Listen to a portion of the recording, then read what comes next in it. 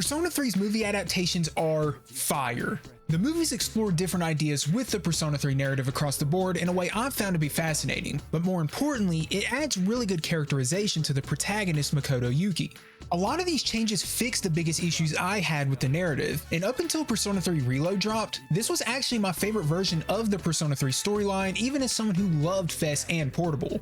As always, there's a lot to talk about with this adaptation, so I'm not going to make this intro 500 years long, but I do want to give another quick reminder that the Persona 3 Reload figgies are out if you want to get some affordable Persona merch. Persona merch is ridiculously expensive nowadays, but for about $15 each, you can get a metal, double-sided back plate that holds pixelized versions of your favorite characters.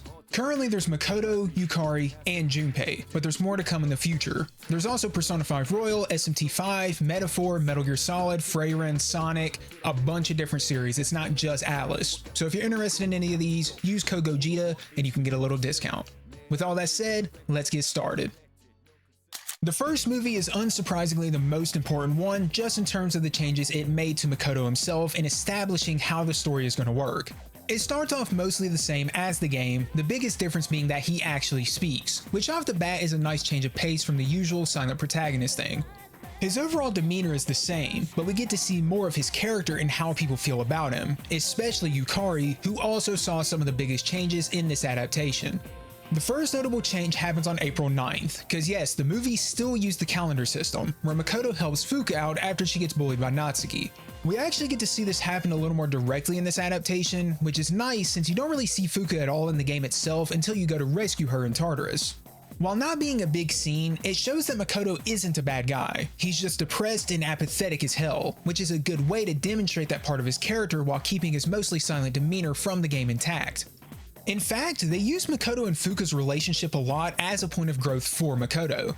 He sees Fuuka's interactions with Natsuki, the others, and her general nature as being strange at first, but as the movies progress, he uses them as inspiration to be better himself.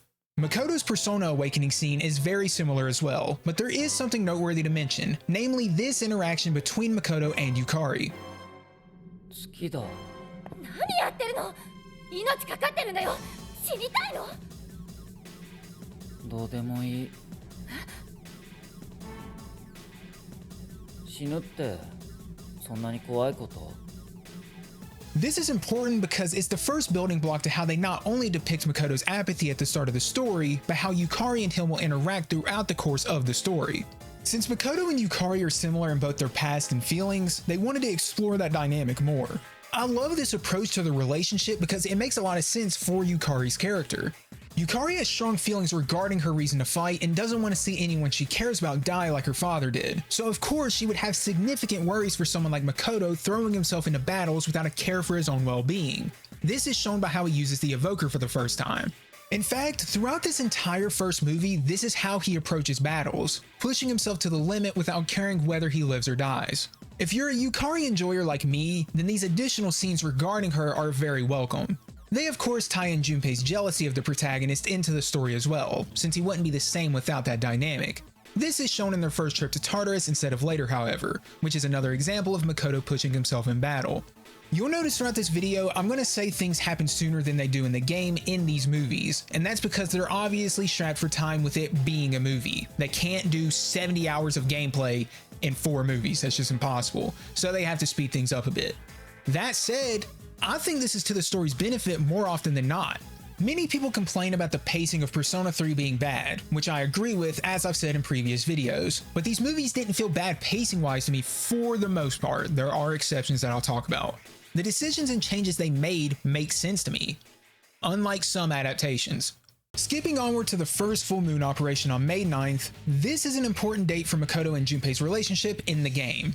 In the games, Junpei is jealous of Makoto's fighting and leadership capabilities, and this is shown by his hastiness in this full moon operation. He acts the same way as the games for the most part. The changes once again lie in Makoto himself and how he interacts with Junpei.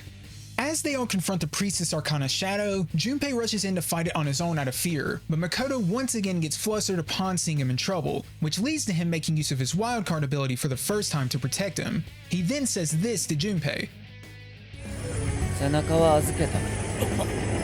At this point, they've made it very clear that Makoto cares way more for other people's well-being than his own, but this is a bit out of character for him to say. You'd expect him to stay silent or direct, but he plays into Junpei's sort of goofy personality to get him back in his spirits. This gives Junpei that small push he needed to finish off the priestess while Makoto holds off the attack she's throwing out, and it also shows signs of life in Makoto himself. Between him awakening his persona to save Yukari, helping Fuuka several times with her bullying, and now this scene, it's just a really good way to characterize the protagonist. In the games, especially Reload now, you can see faint glimpses of these aspects, but they made it a lot more obvious through moments like this. It makes the more blatant changes that happen with him throughout the story hit much harder, especially with his PTSD from the car crash that killed his parents. The last thing you see of this full moon operation is Yukari's disapproval at Makoto's lack of self-care, which is about to be delved into in the later half of this movie. This part of the movie focuses on the Fuuka rescue operation, and a lot of big changes were made to this segment in particular. They still do everything leading up to the operation as usual, like hitting up Shinji for information on Fuuka, but they show more scenes of Yukari's annoyance with Makoto. They've been building this up more and more as the movie has progressed, and it hits its breaking point as they discuss how to rescue Fuuka from Tartarus. Yukari basically goes off on Makoto for taking orders and putting himself in harm's way just because people tell him to. He's basically a shell of a person at this point. As I mentioned before, it makes sense with her character and how they're portraying Makoto for her to go off on him in this way. But the biggest change of the entire movie is that for the majority of the Fuuka rescue operation, Makoto stays behind at the dorm. This is a pretty crazy choice to not have the protagonist of a Persona story be a part of a major event. He talks to Natsuki about her bullying of Fuuka, which helps her to do her own retrospection, but more importantly, we see him start to reflect on himself and his feelings toward others. Up to this point, he's been very distant and reserved, since he didn't care about himself or his relationship to others very much. But as he's thinking about the prospect of them dying without his help, he's forced to make this decision within himself to either follow Yukari's demand to not bother coming, or to forge his own path for the first time and help them. Since Makoto isn't a bad person as we know, you can already guess what choice he decided to make. He obviously stayed at the dorm and the story was over because everybody was dead. The end. Nah, he obviously hauled ass to Tartarus to help them out. I love how they changed this operation in the movie because it involves Makoto more directly into the narrative while not taking away from Fuuka herself, since this is her big moment. She still gets the honor of being the main focus of the operation, saving Natsuki, awakening her persona, and helping the team beat the Emperor and Empress, but Makoto also gets his big moment of heroism and redemption. When he gets to everyone else, instead of using his trauma as his main reason to continue fighting, he uses the bonds he's made up to this point to find his resolve and strength to continue fighting instead. Considering Persona is all about the power of bonds and facing yourself, I can't really think of a better way to characterize Makoto than this, which is why I love these movies so much. And the best part? This isn't even my favorite movie from this adaptation. Not even close. So they eventually defeat the Emperor and Empress after banding all their powers together, and as Fuuka and Natsuki make up in the following scene, we actually see Makoto smile for the first time ever, which is probably the happiest I've ever been to see a small glimpse of happiness in a character ever. This wholesome moment marks the end of the first movie. It really is so damn cool how they were able to represent that emptiness inside of him and his growth without taking away from his character from the games themselves. I just love it, and it only gets better in the following movie since his growth isn't static. I'll elaborate on this more as we continue onward. Movie 1, like I mentioned, is the most important one, so the following movies probably won't take as long to go over, so that's good I guess. Keyword here being probably, because it feels like every time I say that it's a lie, but I digress. Editor's note, that was a fucking lie. Movie 2 starts in absolutely insane fashion with the first damn thing you see being Makoto getting undressed during the Lover's Arcana operation. When I first watched this, I swear I was so confused because I watched movie 1 and 2 back to back. So this tone shift had me scratching my head. I was like, what the fuck? But I don't even know what to say. Something else pretty funny happens here where Junpei gets charmed by the Lover's Arcana and starts tweaking out before promptly being slapped out by Makoto. Small moments like this add a lot to the story for me, and while I won't mention them a lot since there's a lot to go over as is, it is worth pointing them out every now and then. So this movie focuses a lot on Makoto, shocker, but since they've already established the fact he's not fighting for nothing anymore, they can't just rehash that same song and dance, so they take a very interesting approach in place of that. Instead of being completely apathetic and fighting just to do it, he now struggles to fight because he has purpose. You know how Yukari at the start was too scared to fight because of her fear of death? They do something similar here with Makoto. The lovers fight in Yakushima are the same, but the talk with Yukari gives context on what the hell I'm talking about. When Yukari starts venting about everything going on with herself and her dad, Makoto says this. 竹場には意味なくても俺にはあったよ。竹場やみんなと一緒にいると飽きない。悪くないって思う。こういうの楽しいって言うのかな。Which is probably the first time fun has ever left his mouth. Again, this is meant to show that the Dark Hour and being alongside everyone has given him purpose, which makes him question his reason for fighting in the first place, ironically. Oh yeah, Aigis appears here instead of the Force, by the way, with a badass introduction, might I add. Once Aigis joins the team, this is where they start putting Makoto's struggle to the forefront of the story. This isn't the only thing they focus on though, because obviously that would just make the movie really boring. They also explore the dynamic between Ken and Shinji throughout the movie as well, which once again I like more in this adaptation. Actually, I like it a lot more. So in the games, Ken finds out Shinji was the one who killed his mom by eavesdropping on Aki and Shinji's conversations, but that doesn't happen in this movie. It happens much later in a more dramatic fashion. First off, we see Ken's awakening in this movie when Koromaru is first seen in the Dark Hour, which is dope because we never got to see his awakening beforehand, but he also confuses something else to have been the killer of his mom instead of Shinji since his memory is a little hazy. Because of this, when Shinji finally joins the team, it's a totally different dynamic of Ken looking up to Shinji almost as a father figure, but Shinji knowing he was the actual culprit behind everything, which makes him struggle to be in that situation. It shows a different side of both Shinji and Ken, and I think it not only makes the revelation more impactful when it finally happens, but I think it's just better written. When the summer festival happens on August 14th, everyone goes together instead of you going with a girl or whatever as you do in the game, which of course gives us more moments with Shinji and Ken. As they're all chilling on a hill together, Ken starts talking about his mom and how he never thought he'd be happy again, but then talks about how meeting Shinji and everyone has given him a newfound purpose, which of course is like the most tragic shit known to mankind because the person who slimed his mom is standing right next to him and is regretting it every day by killing himself slowly. Shinji doesn't say a damn thing here, and obviously he wouldn't because what could he possibly say? A few filler things happen between that and the next full moon operation, namely Fuuka sharing similar sentiments to Makoto and her feelings with the Dark Hour giving her fulfillment. Again, there's a reason they're hammering this plot point in over and over again. The Hermit boss on September 5th is pretty damn different in this adaptation. Junpei still gets kidnapped by Chidori and all that. Hey, quick editor's note. Junpei doesn't get kidnapped. I don't know what the fuck I was talking about. He's just chilling, so yeah. But the key difference is near the end of the operation. When they defeat the Hermit, which once again is badass with Shinji and Aki teaming up here to deliver the final blow, Makoto says something that really pisses off Shinji. もうすぐ終わっちゃうんだな。あ？どういう意味だ？おい、てめえ！どういう意味だっつってんだよ！シンジ！荒牧さん。 This moment leads to his persona going berserk like what happens to Chidori and the rest of Strega in the games. We know something similar to this happens in the games, but we see this happen more directly in the movie. But more importantly, when his persona does go berserk, Ken realizes that his persona Castor was the true culprit that took his mother's life. This is what I meant by it being more dramatic, and the fact it happens after all the preamble of Ken looking up to Shinji and spending time with him is what makes the whole ordeal of October 4th and everything before and after hit harder. It also makes the friendship between Akihiko and Shinji more tragic because Aki sees firsthand how his best friend that he's grown up with is killing himself and has little time to live regardless of what happens.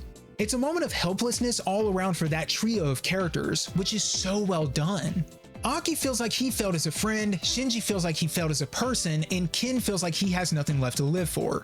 In this exact moment, all of them are just completely fucked mentally, which is what makes October 4th that much more depressing. But this is where the greatest thing I have ever seen in any P3 adaptation happens. It's so goated. I'll be honest with y'all, October 4th, as great as it is and as important as it is, it has so many problems in the game itself to me writing-wise, but in this movie, it's actually a 10 out of 10. It's one of the greatest things I've seen in Persona, period. October 4th is where we see the breaking point of Makoto's waning motivation to continue fighting against the Dark Hour. Throughout this movie, especially in the previous full moon operation, he straight up didn't want the Dark Hour to end, which led to Shinji's persona going berserk in the first place. This inherently puts Makoto at some fault, although not intentional, for what happens on October 4th. The team even expresses doubt on bringing Makoto to this operation in the first place, but they decide to bring him anyways out of trust. Of course, in this operation, while 3's are fighting the Fortune and Strength Arcana shadows, Shinji and Ken are having their confrontation alone. Ken wants to kill Shinji for killing his mom. That's been his sole motivation ever since the incident. In the game, they only realize what's going on after the fight is over and they've returned to the dorm. But in this movie, they realize as soon as they get to the strip mall, but are pinned down by the Fortune and Strength Arcana. This makes Akihiko and Mitsuru look significantly less stupid because I'm sorry, I get what they were trying to do in the games, but them not realizing immediately that something was wrong when Ken and Shinji were missing on the anniversary of the death of Ken's mom is so unbelievably stupid that I can't even put it into words, even with the context of them being absent-minded about the situation. Here, it makes sense that they couldn't do anything because they literally couldn't do anything until they defeated the shadows. It still retains all the plot points of Akihiko wanting to get stronger and fight for himself, which made him blind to the truth, and Mitsuru's narrow-mindedness toward the operations. It's just way less stupid. I think this fits the characters so much better. Them being pinned down puts extra stress and tension on everyone to get the fight done as fast as possible since they're now on a time limit, and everyone fights as hard as they possibly can to achieve that goal. That is, except for Makoto. Makoto in every instance, especially as shown at the end of movie 1 with the Fuuka rescue operation, has been a reliable member of the team that everyone could depend on. That's why they brought him on the operation despite his motives deteriorating, but in a key moment where he had the chance to end the fight and save Shinji on time, he couldn't bring himself to do it, and this just so happened to be the Fortune Arcana that he didn't attack. This is Makoto deliberately deciding to seal Shinji's fate. He is so bothered by the conflicting ideas of being brought closer to his friends because of the Dark Hour and wanting to end the Dark Hour that he has now indirectly caused the death of Shinji. Obviously, this doesn't make him a bad person and he didn't have bad intentions, but the fact of the matter is that he had the opportunity to create a reality where they had time to save Shinji and failed to do so. What makes it even more tragic is that Makoto does eventually land that final blow, but it's too late. They get to Port Island Station and see Shinji in his final moments. Now, I'm not just making shit up here with Makoto being partly at fault here, because throughout the majority of the third movie, Makoto blames himself for what happened. It's almost tragically beautiful that Makoto failed to save Shinji, which let Shinji redeem himself by sacrificing himself to save Ken, but then the pain got passed on to Makoto in a way. He has a similar pain inside of him as Shinji did. Once again, I love what they're doing with him because his growth isn't static. I mean, no one's growth is static, but I think it's important for a character like the protagonist to be especially well fleshed out. He starts out apathetic because he has no friends and nothing to live for. Then he finds friends and finds something to live for, becomes conflicted on those motives he has to live for and the existence that he's been given, and it costs him in the long run. This then causes him to go through another state of depression and apathy, this time for the exact opposite reasons that were at the beginning of the story. It's amazing. I don't know what to say. Unfortunately, I do have to put aside some of my enthusiasm because the third movie, Falling Down, is where the blemishes start to show with it being a movie strapped for time. I know I said it's mostly to the story's benefit with the pacing and everything, but they skip a lot of important moments here that do make some moments less impactful. Key one off the top of my head is Yukari and Mitsuru's conversation in the student council room. We skip all the way from October 4th, which is where the previous movie ended, to November 3rd. An entire month. This is where the final major Arcana shadow is defeated. So Ken's awakening scene is just non-existent. Akihiko attending Shinji's funeral does not result in him awakening Caesar when it's shown later. It's just, I don't know. In fact, none of the awakenings happen when they're supposed to. They happen on the Judgment Day of January 31st. I'm honestly willing to say these are objectively, not subjectively, bad changes. And I'm not trying to be an asshole. I get, it's a story. But guys, the characters not evolving at key moments of their character arc is absolutely absurd, which is a shame because the movies have been fleshing them out really well. The reason they did this was to, and I'm sure you can guess what I'm about to say, to focus on Makoto. Not only Makoto though, Aigis too. It's kind of weird how much focus they put into Makoto and Aigis' relationship, because for the first half of this story, they're kind of pushing Yukari as the main romantic interest, but then they toss that down the drain as soon as Aigis appears.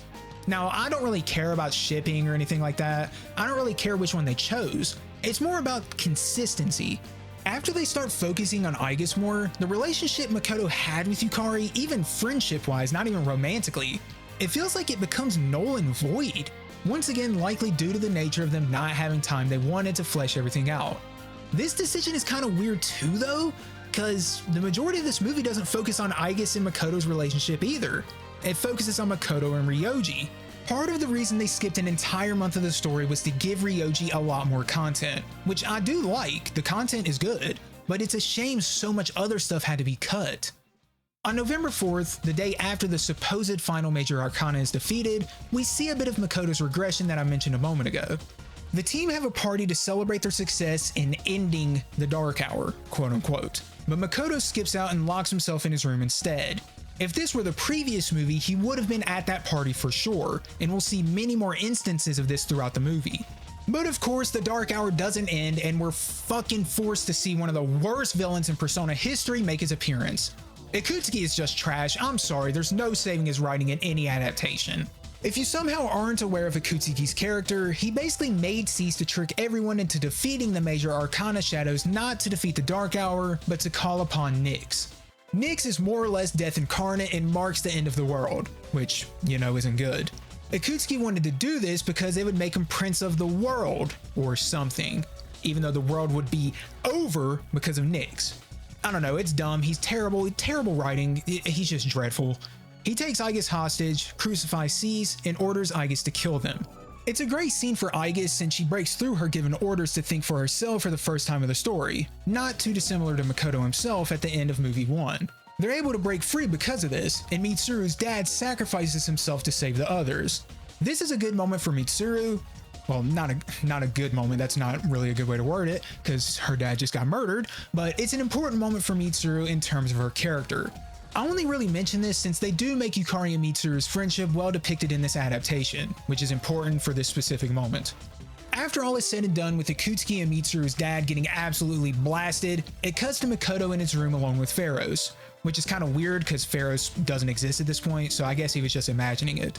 Pharaohs plays into Makoto's doubts of being close to people since he's under that classic feeling of, well, why would I get close to people and invest in them if I can get hurt by it? This is onset by Shinji's death to a large degree, since like I said, he blames himself for it. This is kind of funny because immediately after this, he just folds on it because he shows care for Aigis and he meets Ryoji. Which, by the way, how the fuck did Ryoji get on top of that building? And how did he jump off without breaking his legs? Whatever, it doesn't matter. Ryoji calls Makoto's bluff, if you will, about running away from people as a coping mechanism. It makes sense that Ryoji understands this part of Makoto since Ryoji has been inside of him for the past several months. Pause on that sounded really bad actually. Aigis pulls up because she hates Ryoji like CJ from San Andreas hates gravity, which leads to this very wholesome moment. I wasn't kidding when I said they were going to push this dynamic pretty damn hard. Everybody notices that Makoto is depressed as hell lately, and as their friends, they naturally want to help him. This of course includes Ryoji, even though this is kind of one-sided for a while. Makoto ends up running into that bitch-ass Tanaka later on and rips his suit, which the greedy prick forces him to pay off, so Makoto picks up that part-time job at the local cafe. Ryoji gets the job as well so he can spend more time with them, which does end up working out pretty well. Everybody notices how this could help him, namely Fuuka because she's just a fucking goat, who would have guessed, so they're happy to see this. Besides Aigis. The stuff with Yukari and Mitsuru happens as well, with them becoming closer and everything, but this is the same as in the game, so I'm gonna glance over that even though it is very well animated with great voice acting. It's great moments and I'm glad they didn't skip over these moments. The stuff they implemented between the previous scenes to the Kyoto section, actually the Kyoto sections are pretty good too, so everything from now to the end of the Kyoto section are pretty damn great. Since Makoto needs dough to pay off that nose-showering motherfucker Tanaka, hate that son of a bitch, he's got to raise a lot of money. So Ryoji comes up with a scheme to do that and to bring Makoto out of his shell. Two birds with one stone. He makes something called the Helpers Club, where the two of them will help people with their problems for a small sum of cash. Not only do we get to see Ryo and Saori from Portable make a very, very small cameo, it's just a great scene overall. It starts with Aigis stalking them, then Akihiko sees Odagiri, who would definitely stop them, so it just starts shadowboxing for absolutely no reason in the middle of the school to keep his attention away from them. They help Bebe knit, pose for the art club, they do a bunch of random stuff. It's not a long scene, but it's so wholesome and fun, which is a very needed change of pace because this movie has been very depressing so far. Eventually, Fuuka asks them for help as well with getting Natsuki's attention so they can have that important moment on the rooftop where she usually evolves her persona. This also happens in a very similar manner, but we finally see Makoto smile ever so slightly when they make up, showing that Ryoji is finally getting through to him. We finally come to the Kyoto trip shortly after all that happens, which has a few changes to go over. So you remember how they just straight up didn't show Akihiko attending Shinji's funeral at all? Well, that's because it happens here in a flashback. Akihiko knows Makoto is depressed over everything that's gone down, but he tries to sympathize with him and break down that wall around him. I don't know why they decided to do it this way, but it's okay, I guess? The only reason I'm sort of indifferent is because it makes the moment way less impactful, especially since his persona doesn't evolve even in the flashback. So the biggest moment of Akihiko's entire character arc is swept under the rug basically. Not to mention the fact that this little speech he gives accomplishes nothing, because it isn't until Junpei, Ryoji, and Aigis do something ridiculously stupid that he breaks out of his shell finally. Aigis tries to kick Ryoji and by proxy Junpei out of the room to protect Makoto, which leads to them breaking the damn balcony because heaven forbid they go out the door like normal and they fall into the hot springs. This was so unbelievably dumb and avoidable that it even breaks Makoto out of his shell, finally letting him genuinely laugh for the first time I think ever in the entire series. In fact, it might be the only time he laughs like this. I don't remember him even doing this in the manga, or the games obviously, so it's actually pretty nice. The hot springs event happens as well, which I'm not going to mention for obvious reasons. I don't feel like getting my channel deleted, but more importantly, we got to talk about Junpei and Chidori. I haven't been talking about it much, but it has been faithfully depicted throughout the course of these movies. They meet, become closer, her persona goes berserk, and she finds genuine love for Junpei, which makes her question her life and motives. She's happy when Junpei visits, but this makes her fearful of her inevitable death to come, which makes her conflicted on what she should do and feel. When Takaya and Jin break her out of the hospital, she views Junpei as an enemy as a coping mechanism to run from her feelings. When they return from the Kyoto trip, it immediately cuts to November 22nd, which you might recognize as being an important date. The date they confront Strega once again. Obviously, I'm not going to go over everything here, but the way they did the scenes with Junpei and Chidori in this movie are great, like really great. When Junpei gets shot here, it's so much more shocking because it comes out of nowhere, unlike the games where Takaya confronts him and then shoots him. Here, he just gets shot, like no warning or nothing. In fact, I hate to say this, actually I don't hate it because it's funny as fuck, but it's just hilarious how random it is. All jokes aside, with the movie characterization of Makoto in mind, this is a pretty big moment for him too, even though it isn't totally focused on him. When Chidori sacrifices herself to revive Junpei, it's the only case of a character awakening their persona in the proper way they're meant to. I wasn't telling the full truth when I said no one awakens until January 31st, so hopefully you can forgive me for doing a little bit of lying. This moment is badass and the animation is sick, and just like the Fuuka rescue operation, they're able to tie in Makoto's character to this without taking away from Junpei's moment. They fight Strega a little more directly here, and Makoto has those weird visions if you will of Pharaohs again, but this time he resists it. He says all the stuff of why it's better being alone and saving yourself from hardship and pain, but Makoto says fuck that and says this instead. 何も欲しくない。違う。俺はつながりから逃げたりしない。 Which is a beautiful statement to make. They force Strega to retreat, Junpei sees the portrait Chidori made, beautiful stuff. What ain't beautiful, kind of, is what happens after all that. Makoto finally accepts that he's been running away from everything throughout the movie, so he decides to become official friends with Ryoji. But of course, Ryoji is fucking dead, so this is pretty unfortunate timing. So Aigis gets folded like a literal omelet by Ryoji, which concludes this third movie, leading us to the fourth and final one. I'm not going to waste any time, let's just go into it. So Makoto's character arc isn't over, but the next movie isn't so much about his own internal struggle as much as it is with the group's overarching apathy. It is worse for Makoto here since he just broke out of his shell and befriended Ryoji, but you know. When everybody gets to the Moonlight Bridge, Ryoji just straight up destroys the entire damn bridge with no effort. So with a feat like that, he could probably take out at least like, I don't know, maybe Saiyan Saga Goku? Maybe? Giving us some pretty insane feats, showing just how fucked Cease are for this whole movie. So this whole movie is about the team coming to terms with their inevitable death, which is the sole focus here. The reason this movie is so goated is because this is the best part of the entire Persona 3 narrative in every single adaptation, and it's elaborated on many different ways that elevate it to that next level here. As an example, Akihiko actually beats the shit out of Junpei during the team meeting where they talk about what to do, and when Junpei confronts Makoto about it, Fuuka breaks down and crumbles into the floor. Everybody just starts going through it, it's a painful moment. They did a great job of illustrating just how bad things got mentally for everyone, more so than the game itself in my opinion, including Reload. In fact, when I was watching these scenes back on every version just to refresh my memory for this video, I was like, holy fuck, this was way better in this movie. The music, the art direction, animation, just everything makes this scene better in this movie. To be clear, I'm not trying to say the games are bad, by the way, more so that the movies really understood what this section of the game meant overall, and they knew how to portray that in a way that worked well for the medium. My favorite change in the movie, however, happens with Yukari in the following scene. On December 20th, 10 days after the previous scene, Yukari is shown to be going through it the worst out of anyone, which honestly makes sense. Her dad was seemingly the reason behind everything, now she's played a role in dooming the world to destruction, and she has to accept that she's going to be dead soon. Because of this, she doesn't eat or drink much, so she gets malnourished and weak.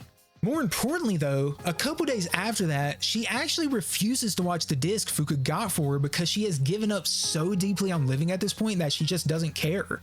She does not learn about the truth about her dad. Instead, while wallowing in her apathy, she gets attacked by her own persona. What? When I first saw this shit, I was so shook because I was like, yo, is Yukari gonna die in this movie? But thankfully it wasn't that dire. She just had a really bad panic attack and envisioned it, which is still really bad, let's be clear, but better than her dying. This is actually a pretty damn good depiction of a panic attack, which makes the whole scene hit even harder.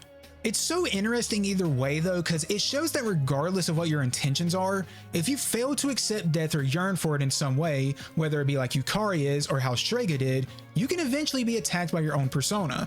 I have absolutely no idea why they didn't put this in future Persona games because it just makes no sense. Obviously, in a game about personas being your true self and accepting yourself, you're gonna have regression. That's just how humans are. So why would the persona never go against you in any way? Actually, it does happen once, from what I remember, but I'm not gonna spoil it, but it does happen in Persona 4 Arena, which is why Persona 4 Arena is the GOAT, just saying.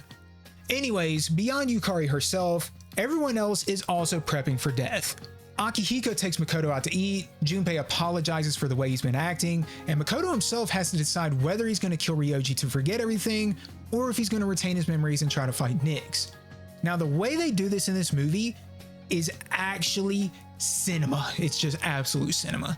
So what happens is Makoto goes to Moonlight Bridge to reminisce on everything that's happened up to this point, which they do in this really eerie way where the music starts glitching out and breaking like some DDLC type shit or something, only to be broken up by a faint memory of his mom telling him to live. This is the only time we ever hear or see one of Makoto's parents, and it's the one thing to snap him back to reality for a moment as he's wallowing in his sorrow. Then they incorporate Elizabeth's request into the movie, and this is what gives him his will to keep living back. It's not so much Elizabeth's goofy requests that bring him back to his senses, but she helps him to reflect on everything that's happened over the course of him being a part of the group and meeting everyone. After all the requests are done, he returns to Moonlight Bridge one last time, all the while you once again see everyone struggle. When he gets to the bridge, he says this. 10年前、あの事故があってから、俺は多分ちゃんと生きてなかった。だけどこの町に来て仲間と過ごして、そうして初めて俺は生きることを始められたんだと思う。This moment in the sun rising alongside his words is almost like him symbolically bringing hope back to the world and his friends.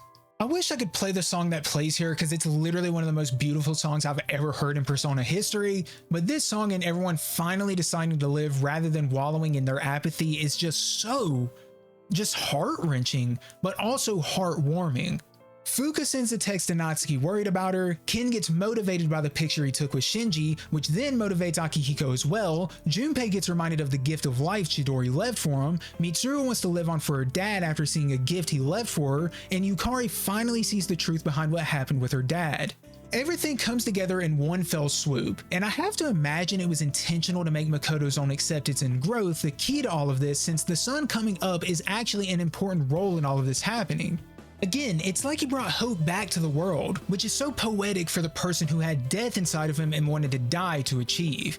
This moment is when I knew I loved the adaptation. I didn't even need to see the rest of the movie. But boy, did I not know what was to come. Because there's one person you might notice I did not mention. Aigis. Aigis in this movie does not come to terms like everyone else did. This only happens after they decide to spare Ryoji on December 31st, which makes a reaction to their decision shocking because she assumed everyone would want to forget because she wanted to forget. I mean, she straight up tries to blast Ryoji down like King Von, but that doesn't work obviously. I can't imagine an alternate reality where it did work though and the story was just over. Good work, Aigis, but we don't live in that reality. After Ryoji tells them how to fight Nyx, they go out looking for Aigis since she ran away after all was said and done. She's at the top of the school, which of course she would be because they gotta make the stuff that happens on March 5th more depressing, as if it wasn't as depressing enough. The whole thing with Aigis and her struggle between being a machine and being a human is fully delved into here. Makoto calls her bluff directly and helps her realize that she's just as human as anyone else. Once again being poetic that Makoto was the one to do so. Everyone else makes it to the rooftop as well, which is where the plan for graduation day is made. In the games, it's made on the Judgment Day itself in the dorm, but they do it here instead. This, of course, leads us into the final, or well, one of the final days of the game, January 31st. So they once again skip a month, but the entirety of January is just like social links and stuff like that, so not really that surprising that they did that. A lot is different here as well, as you'd imagine, but this video is probably already a million years long, so I'm going to try to keep this somewhat brief. During this fight, Makoto fights Nyx alone while everyone else fends off the shadows in Shreka. This is where everyone bar Junpei awakens their personas, which again is very out of place and kind of awkward, but it is kind of cool in a way to see them all evolve together. It's pretty dope shots. Makoto in this movie is like really strong, by the way, because he basically solos Nyx's avatar. In the games, it takes him and at least 3 other party members to do it, but he does it alone in this movie, so there's some more feats for him to be the strongest protag, I don't know.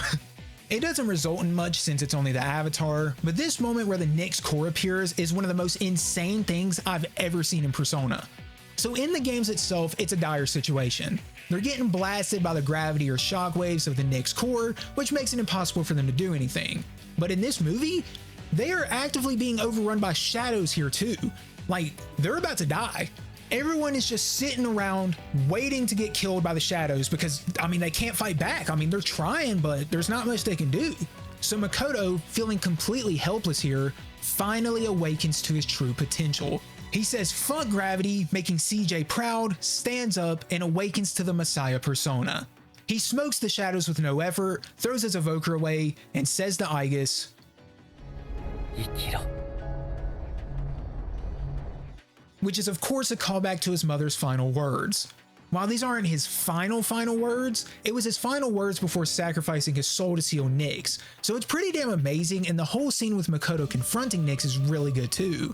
He hears the words of encouragement from everyone, and despite being blasted by Nyx, like it looks way more painful here, he just smiles and does what he knows he has to do. He seals Nyx and saves the souls of society. Me doing this overview is not doing these moments justice. I really recommend you somehow find a way to watch the movies for yourself, because me just summarizing this, it just doesn't do it justice.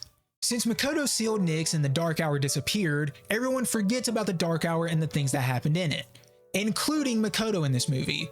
In the games, it's a little more ambiguous on whether he forgot or not, but he most likely didn't forget. But here, he definitely forgot. It isn't until he sees Aigis again on March 5th that he remembers, which is the Promise Day. This scene yet again is something I cannot do justice here with how absolutely gorgeous the art direction, the voice acting, just everything is just gorgeous. What makes this change in tone of art direction even better is how dark and grainy this movie has been thus far. This is the most saturated and colorful the movie adaptations have ever been, which works wonders for being the climax of the story, especially with how they only had the coloring and saturation change for everyone else once they remembered.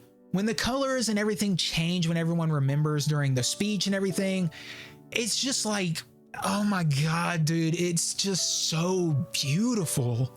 That on top of Aigis' speech and how beautiful the animation is, again, like her hair is just blooming, the fucking cherry petals or whatever, dude. It's, oh my god, it's just beautiful. And the final frames before it fades to white get me choked up every single time. With everyone in the main cast running over to Makoto in his final moments, calling his name, he smiles knowing he made the right choice and lived a fulfilling life.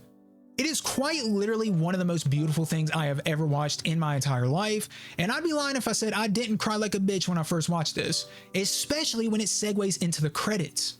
The credits show a film roll of everything that happened in the story from start to end, and it's almost like Makoto reliving all of his memories one last time while doubling as a credit scene, because if you pay attention to the scenes they show, it's only Makoto's point of view. But hold up, there's a post-credit scene too, where Elizabeth leaves the Velvet Room. I think this is the only time in Persona we ever get to see her actually leave the Velvet Room, since if you don't know, she left the Velvet Room to start her own journey to find a way to save Makoto. Literally just a perfect way to wrap up the story, and this movie is just fucking goated. Not much more I can say. So this video, of course, ended up being a million years longer than I thought it would be because I just have to be a perfectionist and mention every little damn detail I enjoy, but I digress. If you made it to the end of this video, I hope you enjoyed hearing me nerd out and break down why I love these movies so much. I feel like they are such a well thought out and researched adaptation that truly cared about the source material they were covering. It's not uncommon for anime or movie adaptations of games to just miss the mark entirely, which Persona itself has done, but this one hit the nail on the head. It does have its problems, but all in all, I can say that for many years, I liked this adaptation of the story more than the games themselves. The way it explored the characters and story was just so good, and I'll never forget watching these movies for the first time. If you enjoyed this video and want to see more Persona and other video game related content in the future, please consider dropping a like and a sub. It helps the channel out a lot, and I'll give you a free cookie for doing so. Here you go, homie. It's been your boy Yandere Gogeta, and I will see you in the next video. Peace out, everybody, and have a great day.